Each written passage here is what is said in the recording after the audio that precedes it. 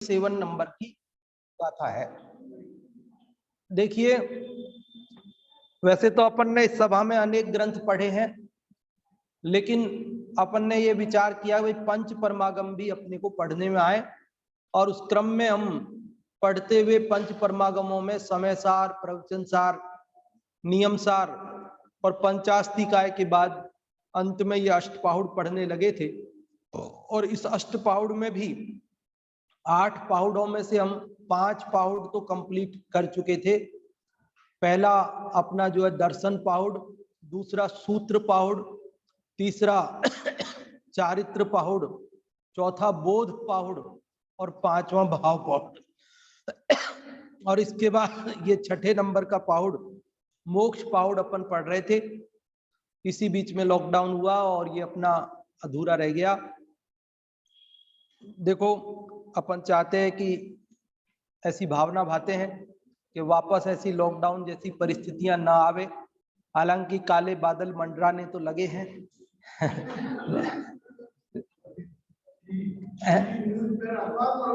हाँ, चालू तो हो गया है। लग तो ये रहा है कि तीसरी लहर वापस चालू हो गई है और शीघ्र ही शायद लॉकडाउन जैसी स्थितियां आ जाएंगी, ऐसा लग रहा है समाचारों से।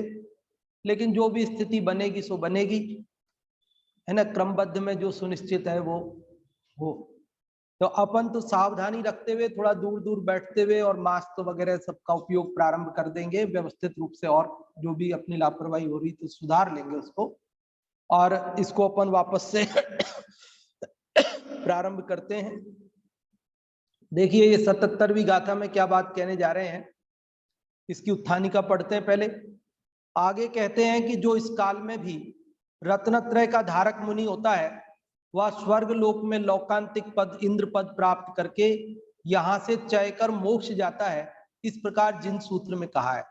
देखो क्या कह रहे हैं कि कई लोग ये कहते हैं कि साहब ये पंचम काल है, हीन काल है, और यहाँ पर मोक्ष होता नहीं है, इसलिए मुनि बनने से क्या फायदा, इसलिए पुरुषार्थ करने से क्या फायदा। इस प्रकार जो है उदासीन रहते हैं मोक्ष के पुरुषार्थ से। तो यहाँ ये कह रहे हैं कि देखो भाई, इस काल में ये बात सही है कि कोई मोक्ष नहीं जाता है, लेकिन जहां तक जाता है वहां तक तो पुरुषार्थ करो भाई। बिल्कुल मोक्ष नहीं होता ये सोच करके पुरुषार्थहीन हो जाना, ये कहाँ का न्याय है। गाथा पढ़ते हैं पहले, फिर उसकी चर्चा करते हैं। अज वितिरयण शुद्धा अपद जाए विलय पिंडत्तम लोयंती देवत्तम तथा चुवार्णिबुधिम जंती अद्य त्रिरत्न शुद्धा आत्मानं ध्यात्वा लभन्ते इंद्रत्वं लौकांतिक देवत्वं ततः च्युत्वा निर्वृत्तिं यान्ति रत्नत्रय से शुद्ध आत्मा का ध्यान धर आज भी हो इंद्र आदिक प्राप्त करते मुक्ति। फिर प्राकृत से देखें थोड़ा सा। अज मतलब आज, अज मतलब आज, वी मतलब भी, अज भी मतलब आज भी। तिरयण शुद्धा, तिरयण मतलब 3 रत्न, ती मतलब 3, रयण मतलब रत्न, शुद्धा शुद्ध, तिरयण शुद्धा 3 रत्नों से शुद्ध। क्या अर्थ हुआ? अज भी तिरयण शुद्धा, कि आज भी 3 रत्नों से शुद्ध। 3 रत्न होते हैं ना, सम्यक दर्शन, सम्यक ज्ञान और सम्यक चारित्र। इन 3 रत्नों से जिनकी आत्मा शुद्ध हुई है। देखो, मिथ्या दर्शन ज्ञान चारित्र से अशुद्ध होता है आत्मा, और सम्यक दर्शन ज्ञान चारित्र से शुद्ध होता है। इसलिए यहां कह रहे हैं कि आज भी 3 रत्नों से शुद्ध अप्पा आत्मा को जाए भी ध्याकर। अप्पा मतलब आत्मा को ध्यायेवी ध्याकर लहही, लहही मतलब प्राप्त करते हैं, लहही मतलब प्राप्त करते हैं। क्या प्राप्त करते हैं? इंदत्तम मतलब इंद्रपना, इंद्रत्व, इंद्रपना प्राप्त करते हैं। और क्या प्राप्त करते हैं? तो लोयंती देवत्तम, लौकांतिक देवपने को प्राप्त करते हैं। किसको प्राप्त करते हैं? लौकांतिक देवपने को प्राप्त करते हैं। तथ वहां से चुआ, च्युत होकर, वहां से च्युत होकर, कहां से? पहले इंद्र पद प्राप्त करते, लौकांतिक देव पद प्राप्त करते, और फिर वहां से च्युत होकर, वहां से आकर निवृत्तिम जंती, निवृत्तिम जंती मतलब निर्वृत्ति को अर्थात मुक्ति को जंती जाते हैं। निवृत्तिम जंती निर्वाण को जाते हैं, मोक्ष को जाते हैं। इस श्लोक का, इसका गाथा का अर्थ समझ में आया? देखो अभी अपन बोलने में कहीं अंतर आ जाए ना, वो श्लोक आदत में पड़ी है, 270 श्लोक पढ़े ना, तो श्लोक तो अब गाथा चालू हो गई है। इसमें अगर कदाचित गलती से निकल जाए तो आप सही समझना। मैं भी कोशिश करूंगा कि मैं शुद्ध ही बोलूं, क्योंकि अपन को ये ध्यान रखना है, पहले योगसार अपभ्रंश में पढ़ रहे थे तो वहां दूहे और चौपाई थी। फिर उसके बाद अपन ने पढ़ा आत्मानुशासन, तो उसके अंदर श्लोक आए संस्कृत में था, और ये है प्राकृत में। तो यहाँ गाथाएं हैं, है ना। तो ऐसे नहीं करना कि योगसार में भी गाथाएं बोलने लगे, आत्मानुशासन में भी गाथाएं बोलने लगे, अथवा तो यहाँ भी श्लोक बोलने लगे, तो ये जो है गलती हो जाएगी। जिस भाषा में जो होता है वही अपने को बोलना है।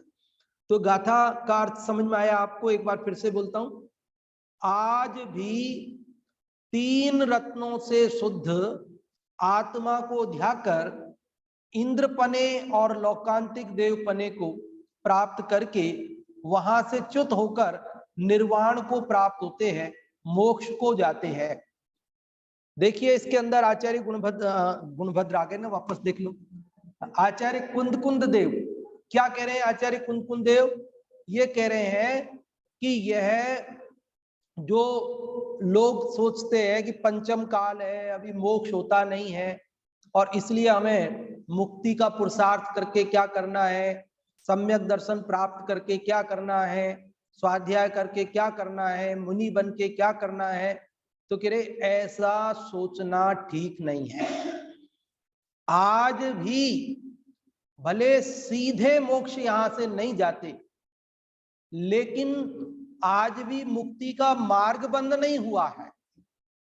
आज भी मोक्ष जाने वाले जीव जा ही रहे हैं। 6 महीना और 8 समय में 608 जीव जो मोक्ष जाते हैं वो जा ही रहे हैं, उसमें कोई फर्क नहीं आया है। हाँ, यहां से नहीं जा रहे, लेकिन कहीं से तो जा रहे हैं, और यहां से परंपरा से मोक्ष जाएंगे। परंपरा से मतलब यहां से जो पुरुषार्थ करेंगे, सम्यक पुरुषार्थ करेंगे, रत्नत्रय धारण करेंगे, वे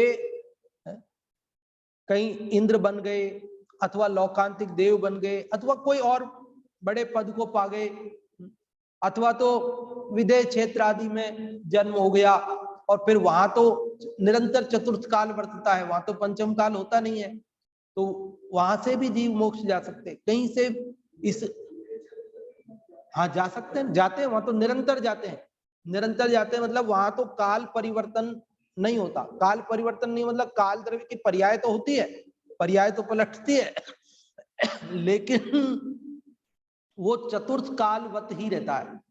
मतलब जैसे यहाँ चौथे काल की व्यवस्थाएं हैं, वहां वैसी ही व्यवस्थाएं सदा काल है। वहां 5वां काल, 6ठा काल ऐसा नहीं होता। हाँ जी, हाँ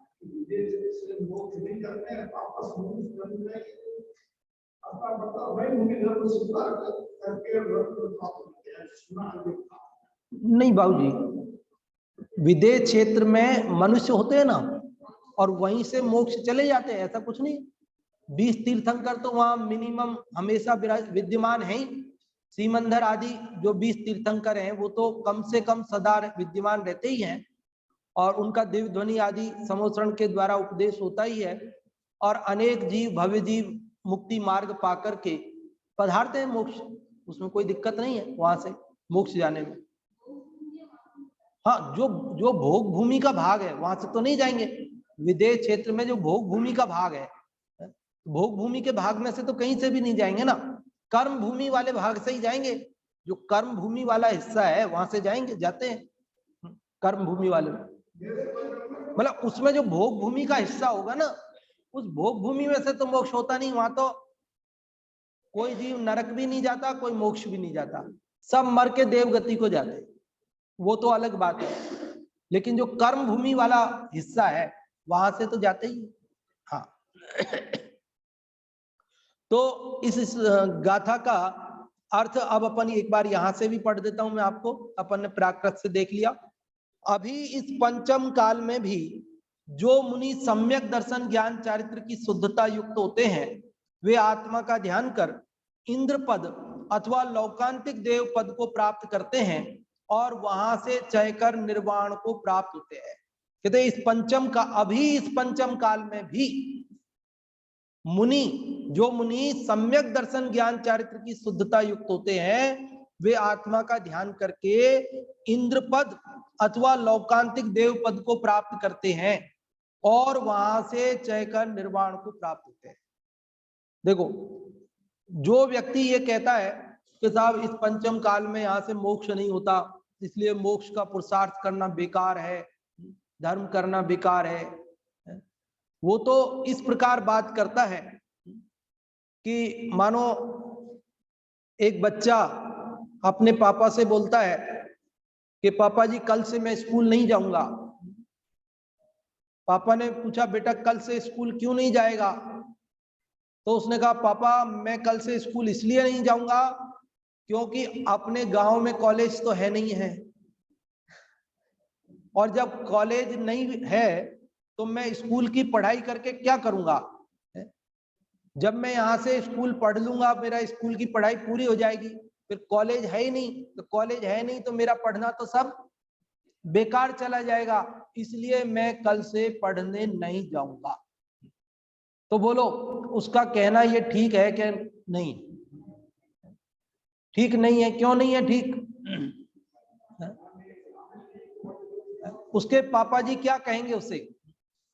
उससे ये कहेंगे ना कि देख अभी तो तू दूसरी क्लास में है पहली क्लास में है, नर्सरी में है, और तू कह रहा कॉलेज नहीं है इसलिए मैं नहीं पढ़ूंगा। अरे अभी अपने यहाँ सीनियर स्कूल तो है ना, 12वीं तक तो है ना, तू पहले 12वीं तक तो पढ़ाई कर। जब तू 12वीं पास हो जाएगा तब सोचेंगे कि कॉलेज है कि नहीं है, क्या करना क्या नहीं करना। वो कहता नहीं नहीं कॉलेज है ही नहीं तो मैं क्या करूंगा। अरे भाई अभी तो तू पहली क्लास में नहीं है, दूसरी में नहीं है, अभी तो 10-12 साल लगेंगे तेरे को 12वीं पास करने में। हो सकता है तब तक सरकार हमारे गांव में कॉलेज खोल दे। हर साल गवर्नमेंट कुछ स्कूल कॉलेज खोलती है ना नए नए, तो 10-12 साल में तो हमारे गांव में कॉलेज खुल ही जाएगा, जब तक तो विकास इतना हो जाएगा। और अगर सरकार नहीं खोलेगी तो प्राइवेट को ही खोल देगा, प्राइवेट भी तो खोल देते हैं लोग।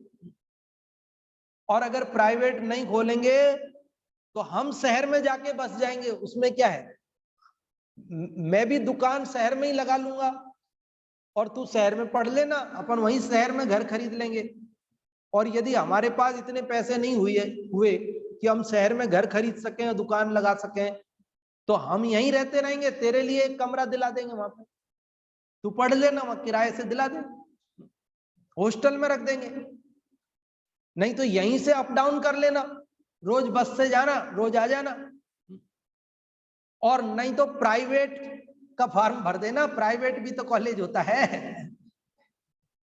स्कूल प्राइवेट नहीं होता तो क्या हुआ, कॉलेज तो प्राइवेट होता है ना। मतलब प्राइवेट एक सीधे एग्जाम देने के लिए चले जाओ, फॉर्म भर दो प्राइवेट का। अरे कॉलेज के लिए तो बहुत समय तेरे को लगेगा, तब जो परिस्थिति होगी देख लेंगे।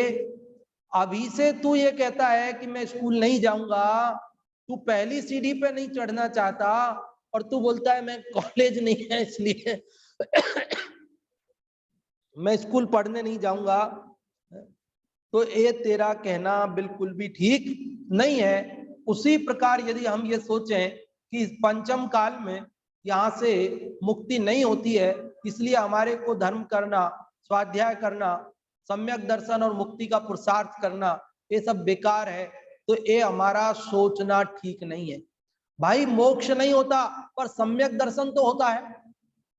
शास्त्रों में लिखा है पंचम काल में यहाँ से मोक्ष नहीं होता, लेकिन ये भी लिखा है कि सम्यक दर्शन नहीं होता।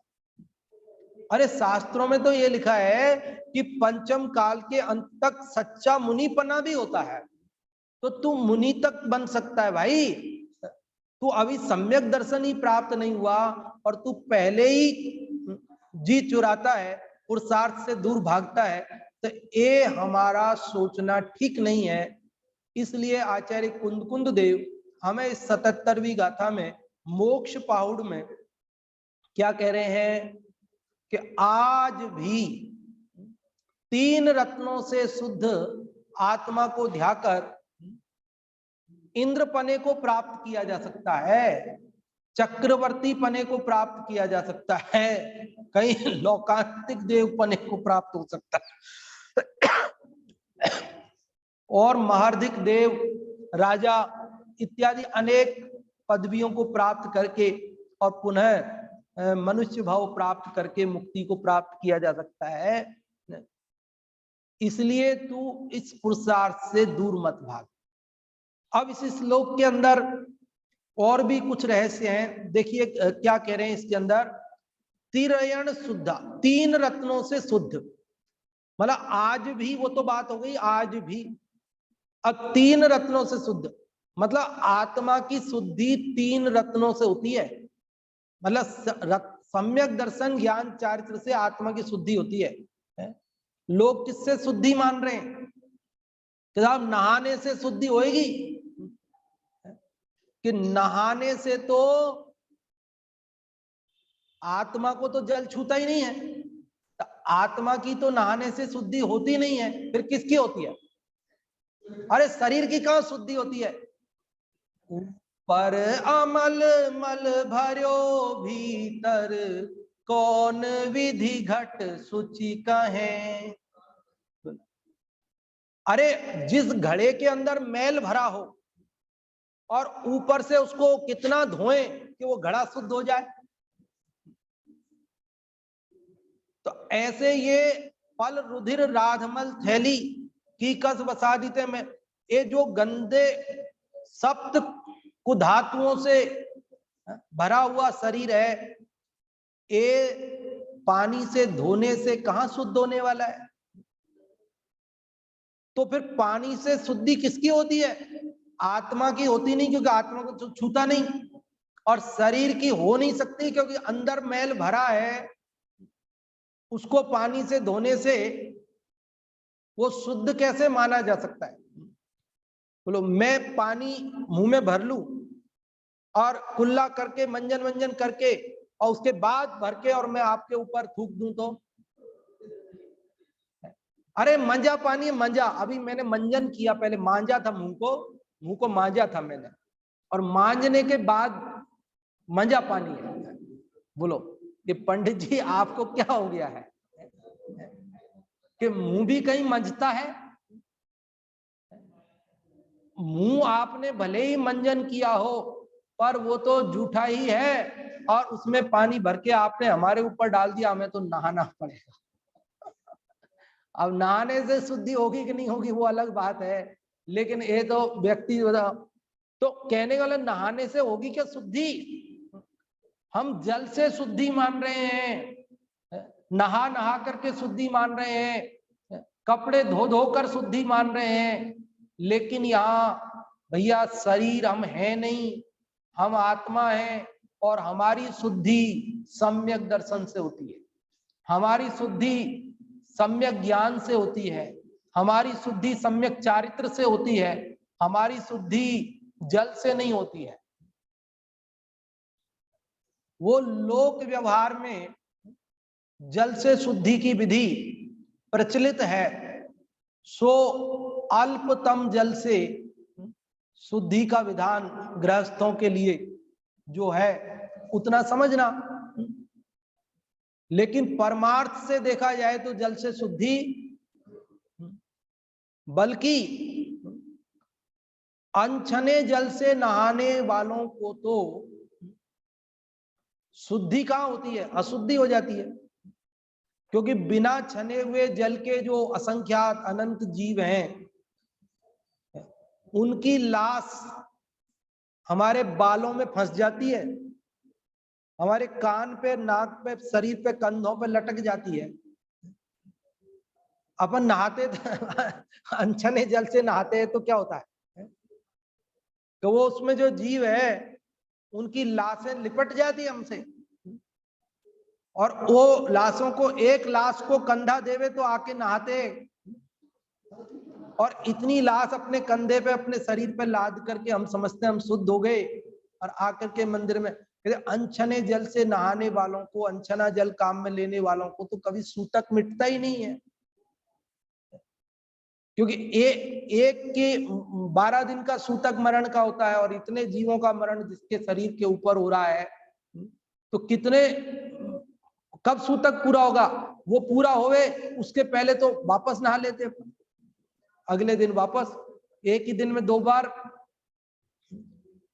तो यहाँ आत्मा की शुद्धि, मैं आत्मा हूं, शरीर नहीं हूं, और मेरी शुद्धि 3 रत्न सम्यक दर्शन ज्ञान चारित्र से होती है, जल से नहीं होती है, और अनछने जल से तो बिल्कुल नहीं होती है।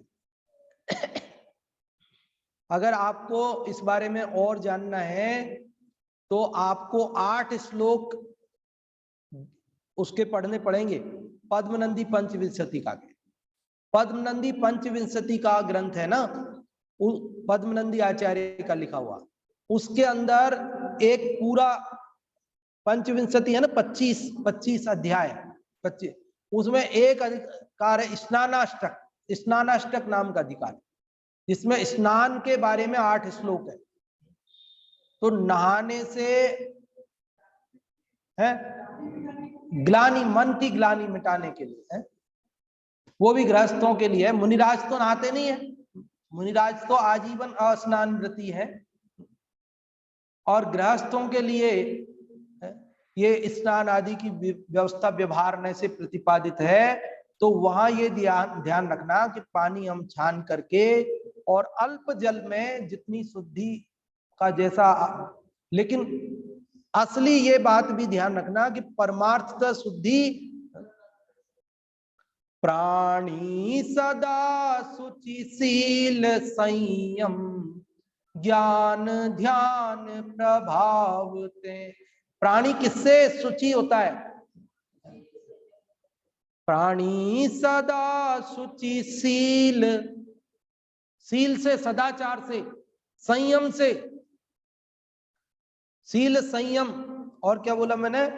प्राणी सदा शुचिशील संयम ज्ञान ध्यान प्रभावते। ज्ञान ध्यान इनसे शुद्धि होती है, केवल नहाने मात्र से शुद्धि नहीं होती है। अरे स्नान करते किस लिए? भाई मंदिर आने के लिए, पूजा करने के लिए, दर्शन करने के लिए, कि यहाँ पवित्र जगह में आने के लिए पवित्र होकर के लौकिक व्यवस्था से आते हैं। लेकिन असली आत्मा की शुद्धि किससे होती है? ज्ञान से, ध्यान। ये जिनवाणी रूपी गंगा में डुबकी लगाओ, मतलब स्वाध्याय करो, तो असली स्नान होता है। बोलते ना, साची तो गंगा यह वीत रागवाणी, सचमुच तो गंगा ये जिनवाणी माता है। स्वाध्याय करना यही गंगा स्नान है। स्वाध्याय कर लिया ना, ये गंगा स्नान कर लिया। और यदि हम स्वाध्याय नहीं करते हैं और केवल जल में डुबकी लगा लेते हैं, तो वो असली स्नान नहीं हो पाता है। गंगा स्नान का मतलब भी यह है कि हम ज्ञान गंगा में डुबकी लगाएं। ज्ञान गंगा में डुबकी लगाएंगे तो हमारा आत्मा शुद्ध होगा। तो यहाँ जो मूल बात तो ये कही है कि इस पंचम काल में मोक्ष भले नहीं होता, लेकिन आज भी जीव जो मोक्ष का पुरुषार्थ करते हैं वे एकादा भाव, एक भाव, या तो जो लोकांतिक देव और वो का इंद्र पर, तो एक भाव वहां का वो सागरों पर्यंत की आयु होती है, तब तक यहाँ काल बदल जाने, लौट के आओगे तब तक, है ना, और फिर बाद में यहाँ से मनुष्य बन के मोक्ष चले जाओ। तो ऐसी व्यवस्थाएं हैं। और नहीं तो विदेश क्षेत्र आदि अन्य क्षेत्रों से जहां से मुक्ति होती है वहां से हो जाएगी, और एक आधा भाव कोई होने होंगे तो, और जो भी हमारे बाकी होंगे वो, बाकी हमें पुरुषार्थ से भागना नहीं है।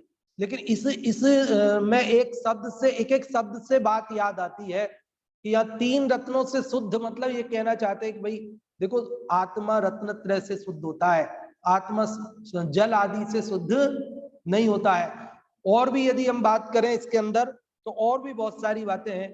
क्या कह रहे हैं, अपा जाए भी, आत्मा को ध्याने से मुक्ति होनी है, आत्मा को ध्याने वाले को इंद्रपना और लौकांतिकपना प्राप्त होकर मुक्ति होनी है। लेकिन आत्मा का ध्यान किए बिना मुक्ति, केवल शुभ भाव करते रहें तो केवल शुभ भावों से मुक्ति नहीं होगी, बल्कि शुद्ध भाव जो आत्म ध्यान है, आत्मलीनता, वही असली मुक्ति का कारण है। ये भी बात इसमें से निकल कर आती है। जैसे 3 रत्नों से शुद्ध, मतलब इसमें से बात निकल के आएगी आत्मा रत्नत्रय से शुद्ध होता है, जल से नहीं। उसी प्रकार आत्मा को ध्याकर, इस शब्द से ये बात निकल कर आती है कि मुक्ति का मार्ग आत्म ध्यान है, अन्य कुछ नहीं। देखो और ज्यादा विस्तार करें तो अपन कर सकते, लेकिन आपको इशारा समझ में आ गया ना, समय के अनुसार अपन आगे बढ़ते हैं। और भी देखो, और क्या कह रहे हैं कि ये इंद्रपना लौकांतिक देवपना ये प्राप्त हो गया, तथ चुआ वहां से च्युत होकर निवुदिम जंती, निवुदि मतलब निर्वृत्ति, मतलब मोक्ष। देखो मोक्ष को निर्वृत्ति कहा है। निर्वृत्ति मतलब क्या, तो साहब सब कामों से निवृत्त हो गए, निवृत्ति ले ली, निवृत्ति ले ली। तो निवृत्ति किसने ली, असली निवृत्ति क्या है,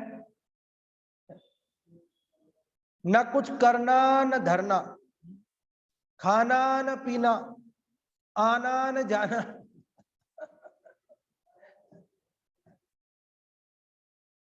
वो है ना असली निवृत्ति। तो असली निवृत्ति निर्वाण है, मुक्ति। वहां जाने के बाद वापस आना भी नहीं पड़ता। अपन यहां से तीर्थ वंदना को जाए, शिखर जी जाए, तो भी वापस घर आ जाते हैं। जाने के पहले ही टिकट लौटती बार का बुक करके ही लेके जाते हैं जेब में। लेकिन एकमात्र मुक्ति ही ऐसी निवृत्ति है कि जहां से पुनः लौटने की भी जरूरत नहीं है, लौटने की व्यवस्था नहीं है।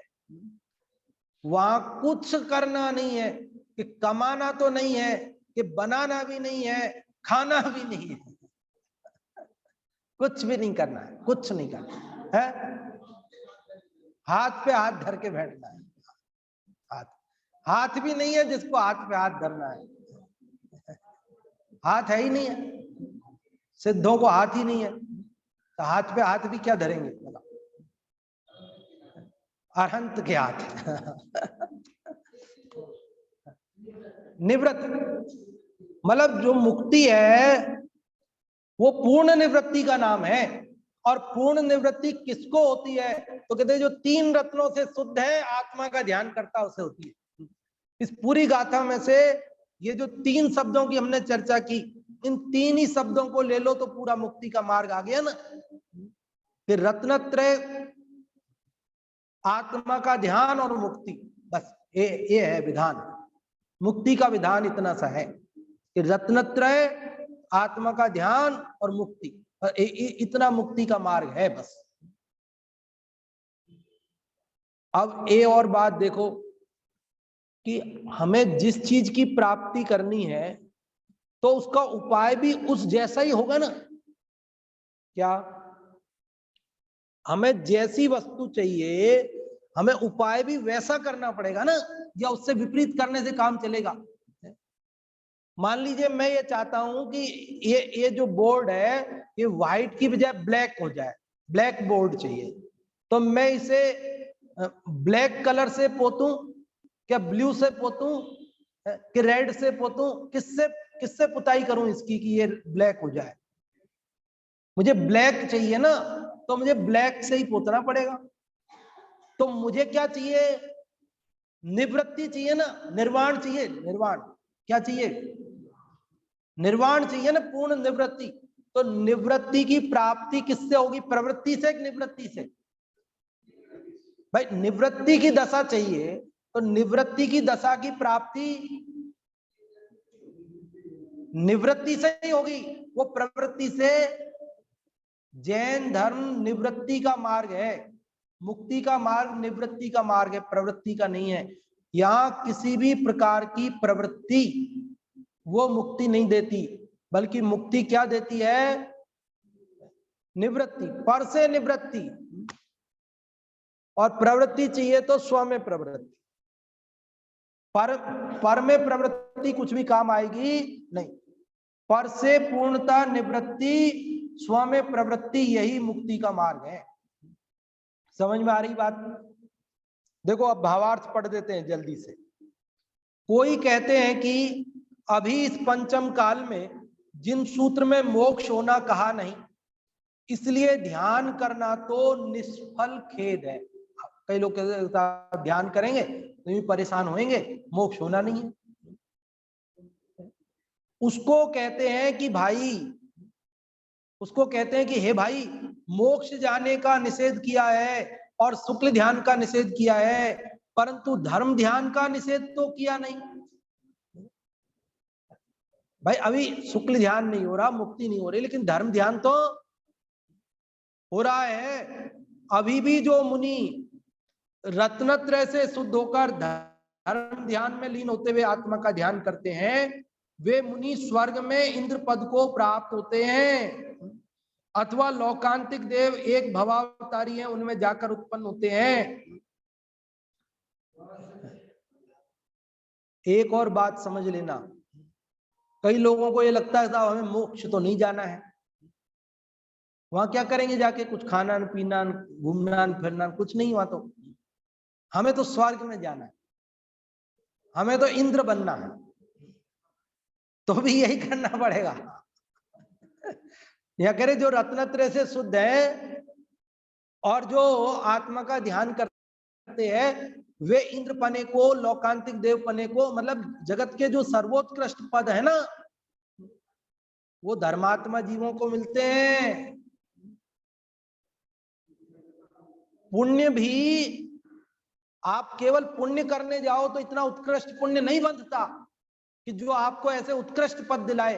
ऐसे उत्कृष्ट पद तो जो पुण्य के लिए नहीं धर्म के लिए जाते हैं उनको उत्कृष्ट जाति का ऐसा पुण्य बनता है। तो निर्वांछक रहते हैं ना, तो निर्वांछक भाव से विशिष्ट जाति का पुण्य बनता है, उत्कृष्ट जाति का। तो लोक के जो सर्वोच्च पद है वे उन धर्मात्मा जीवों के जीवन में आते। तो यहां यदि तुझे मुक्ति भी ना चाहिए हो और यदि तुझे इंद्रपना भी चाहिए हो, तो भी तुझे धर्म ही करना योग्य है। तीन रत्न की प्राप्ति और आत्म ध्यान करना ही योग्य है, इस लक्ष्य से नहीं कि मैं इंद्र बन जाऊं, क्योंकि इस लक्ष्य से करेगा तो नहीं बन पाएगा। क्योंकि उससे तो क्या होगा कि वो तो आर्त ध्यान होगा, निदान, और उससे तो पाप बंधन होगा, पाप बंधन। या तो मुक्ति का जो वांछक जीव है वही ऐसा, मतलब साइड प्रोडक्ट, मतलब बाई प्रोडक्ट है उसका कि उसमें वो लोकांतिक देव, वो इंद्र आदि पदों को प्राप्त करता है। वो पेट्रोल निकालेंगे ना वहां पे केयर्न एनर्जी वाले, वो जो बाड़मेर में चल रहा है ना रिफाइनरी का क्या, तो वो पेट्रोल ही थोड़ी निकलेगा उसमें से। सब बोलते था वो पेट्रोल निकलेगा, पेट्रोल, अरे पेट्रोल निकलेगा लेकिन उसके बाई प्रोडक्ट और निकलेंगे कितने ही सारे। मैंने एक बार कहीं पढ़ा था अखबार वगैरह में 35 या कितने और दूसरे पदार्थ निकलेंगे, कोई मोम और कोई वैसलीन और क्या क्या चीजें, दूसरी चीजें निकलेंगी, और वो उतने कारखाने लगेंगे और सबको कितना क्या रोजगार वगैरह वो सब उसमें आ। तो एक वो तो निकालने तो पेट्रोल जा रहे हैं, लेकिन पेट्रोल के बाई प्रोडक्ट वो सारी दूसरी चीजें भी निकलने वाली है। तो ऐसे ही जो मुक्ति का विधान करने जाता है उसको बाई प्रोडक्ट के रूप में इंद्रपना ये सब मिल जाते हैं, लोकांतिक देवपना वगैरह। तो वे मुनि स्वर्ग में इंद्र पद को प्राप्त होते हैं, अथवा लोकांतिक देव एक भवावतारी हैं, एक भवावतारी उनमें जाकर उत्पन्न होते हैं, वहां से चय कर मनुष्य हो मोक्ष पद को प्राप्त करते हैं। इंद्र में भी आप वो समझ लेना, हेम इंद्र एक भवावतारी होते हैं ना, जो ऐसे सौधर्म भी होता है एक भवावतारी, हाँ वो भी सची भी होती है? तो वे मुनि स्वर्ग में इंद्र पद को प्राप्त होते हैं, अथवा लोकांतिक देव एक भवावतारी उनमें जाकर उत्पन्न होते हैं, वहां से चयकर मनुष्य हो मोक्ष पद को प्राप्त करते हैं। इस प्रकार धर्म ध्यान से परंपरा मोक्ष होता है, तब सर्वथा निषेध क्यों करते हो? जो निषेध करते हैं वे अज्ञानी मिथ्या दृष्टि हैं, उनको विषय कसायों में स्वच्छंद रहना है, इसलिए इस प्रकार कहते हैं। अरे जिसे धर्म नहीं करना है, जिसे विषय कसायों में ही रमना है, वो ऐसी बात करता है कि साहब मोक्ष नहीं होता, क्या करना, पुरुषार्थ करके क्या करना, मोक्ष तो होता नहीं। इसका मतलब तुझे 5 इंद्रिय के विषयों में रमना है, इसलिए तू ऐसी बातें करता है। इसलिए अपने को क्या करना कि मोक्ष का पुरुषार्थ जारी रखना। मैं तो कभी कभी ये भी बात कहता हूं, पहले कही भी है एक आध बार आपको, कि ये तो हुंडाव सर्पणी काल है, या तो नियम टूटते हैं। चक्रवर्ती का अपमान हो गया, होता नहीं है, तीर्थंकर के पुत्री होती नहीं है, हो गई, कैसे कैसे सब है ना टूट गए। तेरे अंदर पुरुषार्थ अगर जोर मारेगा तो कहीं हुंडाव सर्पणी काल में ऐसा ही तेरा नियम टूट जाए, क्या जाने। तो साहब नियम तो नहीं टूटेगा, अरे नहीं टूटेगा तो नहीं टूटेगा, हम क्या कह रहे कि टूट ही जाएगा, हम थोड़ी कह रहे टूट ही जाएगा, लेकिन हम तो कह रहे भाई पुरुषार्थ से दूर क्यों भागता है?